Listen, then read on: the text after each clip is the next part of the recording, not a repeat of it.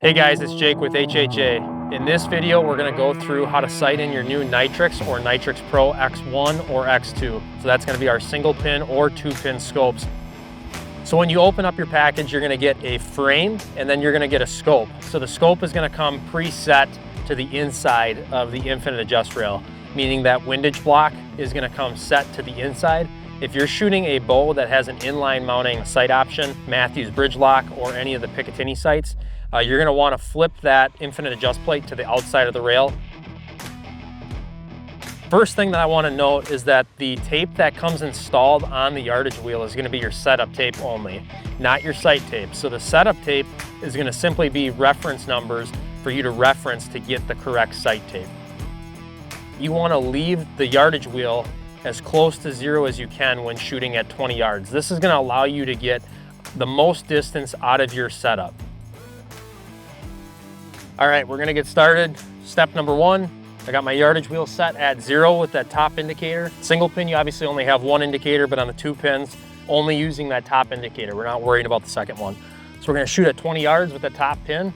We're gonna go from there.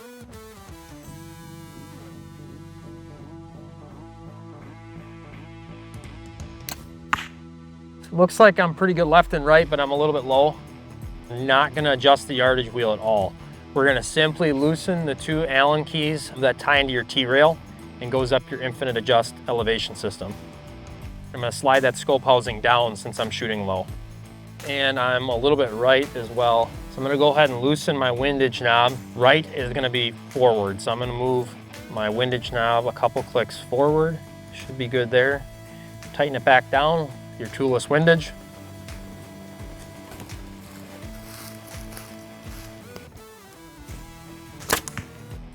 I think we're finally set and sighted in at 20. So the next step, as I mentioned before, is gonna be to back up and shoot at 60 yards. For me, I'm shooting about 29-inch draw length, about 65 pounds, 430 grain arrow. I'm usually somewhere within 5 sight tapes of sight tape number 50. So what I'm gonna do is I'm gonna move my yardage wheel to 50 on the setup tape. Just a reminder, that's not a yardage, that's just simply a reference number to find the correct sight tape.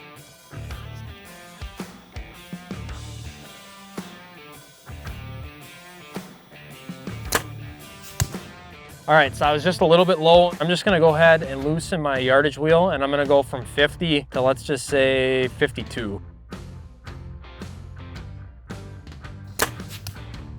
Looks like it was right in there. So I'm happy with where my sight's at. So what I'm gonna do is I'm gonna make sure that wheel is locked down. Now we're gonna jump into step 3 and we're gonna walk through how to put the correct sight tape on. I just went in, found sight tape 52 in your sight tape book that comes with each sight. On the Nitrix, we're gonna apply this sight tape right over the top of the setup tape. We're gonna find 60 yards and I'm gonna apply that right over the top of my setup tape at 52. 52 is where I was at 60. And just slowly work that around. Rotate back to the top of the wheel.